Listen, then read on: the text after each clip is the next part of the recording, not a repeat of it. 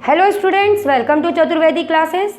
अब हम लोग स्टार्ट करेंगे आज pair of linear equation in two variables का एक और प्रॉब्लम सम, जो आपकी एक्सरसाइज 3.6 के क्वेश्चन नंबर सेकंड का सेकंड पार्ट है। ये एनसीईआरटी और एमपी बोर्ड दोनों की बुक में है। इस क्वेश्चन में क्या दिया हुआ है पहले हम वो डिस्कस कर लें। क्वेश्चन में गिवन है 2 women and 5 men can together finish an embroidery work in 4 days. While 3 women and 6 men can finish it in 3 days. Find the time taken by 1 woman alone to finish the work and also that taken by 1 man alone. ठीक है बेटा, question आपको समझ में आ गया कि यहाँ पर 2 women and 5 men ने 4 days में कंप्लीट किया है वर्क और 3 women और 6 men ने 3 days में कंप्लीट किया है। अब हमको ये बताना है कि दोनों ने अलग अलग कितने टाइम में किया है। तो इस क्वेश्चन को करते टाइम आप बिल्कुल भी जल्दी मत कीजिएगा, क्योंकि ये क्वेश्चन अपना वर्क एंड टाइम पर बेस्ड है। आपको अगर ध्यान हो, आपने क्लास 8 में डायरेक्ट एंड इनवर्स वेरिएशन पढ़ा था, ठीक है। तो उसमें हमने क्या पढ़ा था कि time and work inversely proportional होते हैं। मीन्स ज़्यादा लोग काम करेंगे तो कम टाइम में खत्म हो जाएगा, कम लोग करेंगे तो ज़्यादा टाइम में होगा, है ना। तो यहाँ पर ये टाइम एंड वर्क का इक्वेशन फॉर्म करना है। तो इसलिए आप डायरेक्ट अगर ऐसे सोच रहे हैं कि time taken by 1 women x ले लेंगे, time taken by 1 man y ले लेंगे और इक्वेशन फॉर्म कर देंगे 2x + 5y = 4, तो आप बेटा गलत सोच रहे हो। आपको ये काम नहीं करना है। आप ऐसा करोगे तो आपका क्वेश्चन रॉन्ग हो जाएगा। आपको किस तरह से इसको एग्जीक्यूट करना है वो आप मेरे साथ देखते चलो। अगर आप इस टाइप से सोच रहे हैं तो आप गलत सोच रहे हैं।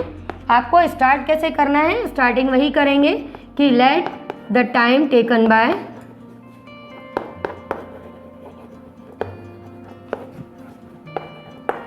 वन वुमन, ठीक है, be x and the time taken by 1 man be y, ठीक है, डेज।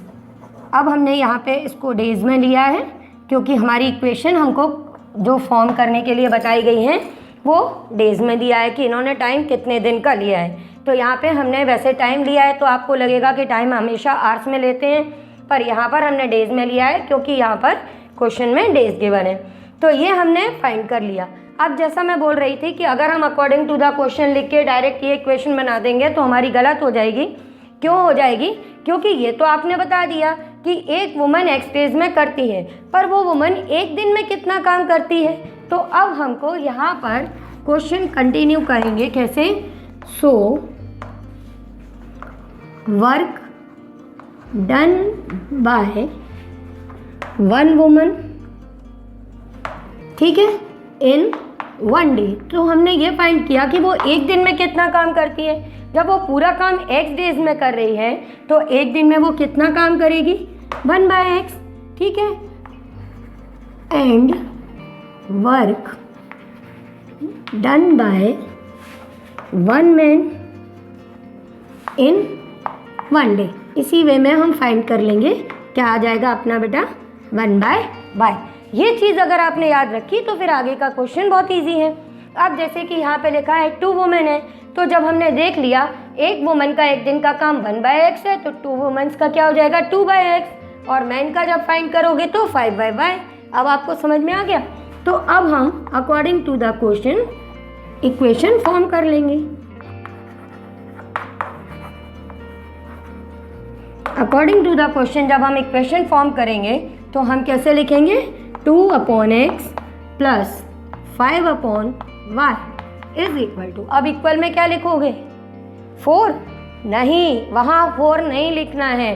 जब आपने इन डेज को वर्क में यानी टाइम से हटा के वर्क में चेंज किया तो इस टाइम को भी हटा के वर्क में चेंज करना है और यहाँ क्या लिखना है, 1/4। समझ में आया? नहीं तो फिर क्वेश्चन गलत हो जाएगा।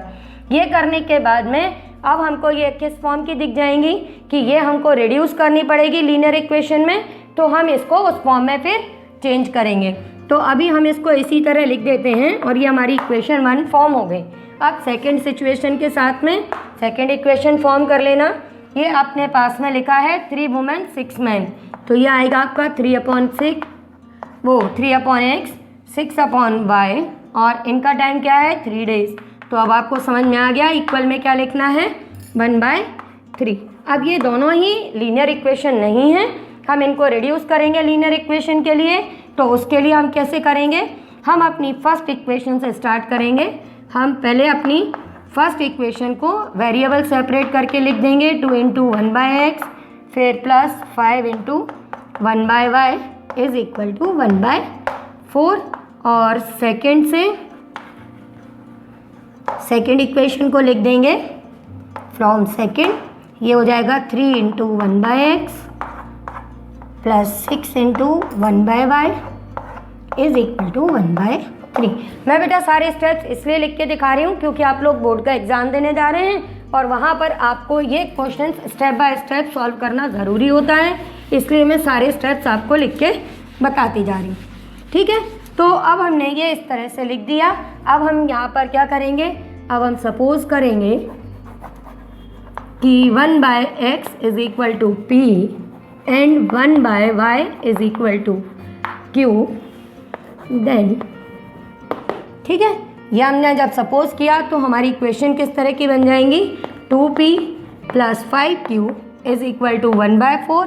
क्रॉस मल्टीप्लाई कर देना क्योंकि ये अपने को मालूम है रेशनल नंबर्स यहाँ पे थोड़ी डिफ़िकल्टी अपने को आती है सॉल्व करते टाइम, तो ये 4 हमको ज़्यादा कोई प्रॉब्लम ना क्रिएट करे, तो 4 से आप इसको क्रॉस मल्टीप्लाई कर देना। तो ये इस तरह से हमारी सिंपल इक्वेशन हो जाएगी 8p plus 20q is equal to 1। इसको इक्वेशन 3 लिख देंगे एंड सेकेंड वाले में जब आप वैल्यू पुट करोगे तो वो हो जाएगी आपकी 3p plus 6q is equal to 1/3।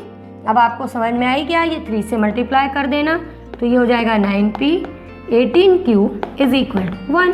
ये आपकी इक्वेशन 4 फॉर्म हो गई। अब देखो बेटा ये दोनों लीनियर इक्वेशन बन गई। अब आप इनको किसी भी मेथड से सॉल्व कर सकते हो, आपकी जिस मेथड पे अच्छी कमांड हो आप उस मेथड से इसको सॉल्व कर देना। अभी हम इसको सब्स्टिट्यूशन मेथड से सॉल्व कर रहे हैं, उसके लिए हमको क्या करना है, केवल कोफिशिएंट्स इक्वेट करने हैं। अब यहाँ पर p का कोफिशिएंट क्या है 8, यहाँ पर 9, तो हम जल्दी से क्या करेंगे, थर्ड को 9 से मल्टीप्लाई कर देंगे और फोर्थ को 8 से मल्टीप्लाई कर देंगे। तो ये अपना बेटा क्या हो जाएगा, 9 से मल्टीप्लाई करोगे आप 72p plus 180q is equal to 9, और यहाँ 8 से मल्टीप्लाई करेंगे तो ये भी हो जाएगा अपना 72p 18 8 जा 144q इज इक्वल टू 8।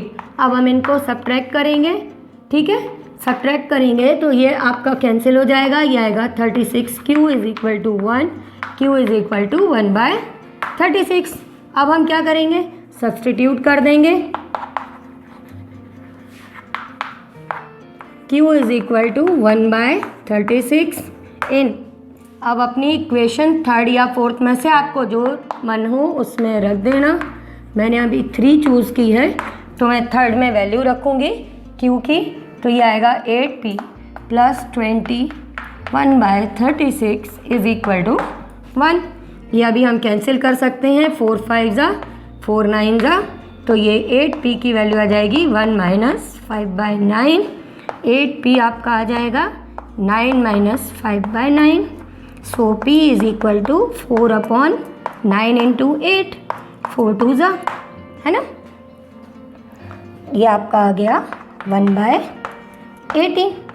तो अब आपने p और q फाइंड कर ली, पर आप यहाँ पर आंसर नहीं लिख के आओगे। अगर आप ऐसे आंसर लिख के आओगे तो आपका आंसर कंप्लीट नहीं माना जाएगा, क्योंकि आपके क्वेश्चन में कहीं p एंड q थोड़ी दिया था। आपको क्या करना था, आपको अपनी जो वर्क डन था उसका टाइम कितना लगा वो बताना था। तो अब हमने p क्या सपोज किया था, हमने 1/x को p सपोज किया था। तो अब हम यहाँ पे लिखेंगे कि as 1/x is equal to p and 1/y is equal to q। तो यहाँ से हम पहले अपने x एंड y फाइंड कर लेते हैं।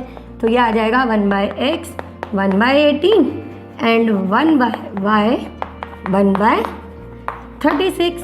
तो यहाँ से x की वैल्यू मिल गई 18 एंड y की वैल्यू मिल गई अपने को 36। तो अपन लिख देंगे सो time taken by one woman is 18 days, ठीक है बेटा। और फिर time taken by one man alone, ये आ जाएगा आपका 36 डेज। इस तरह से आपका क्वेश्चन कंप्लीट होगा। अभी भी आपको कोई डाउट हो तो आप मेरे को व्हाट्सएप कर सकते हैं, वीडियो के एंड में मेरे नंबर्स दिए हुए हैं, ठीक है बच्चों।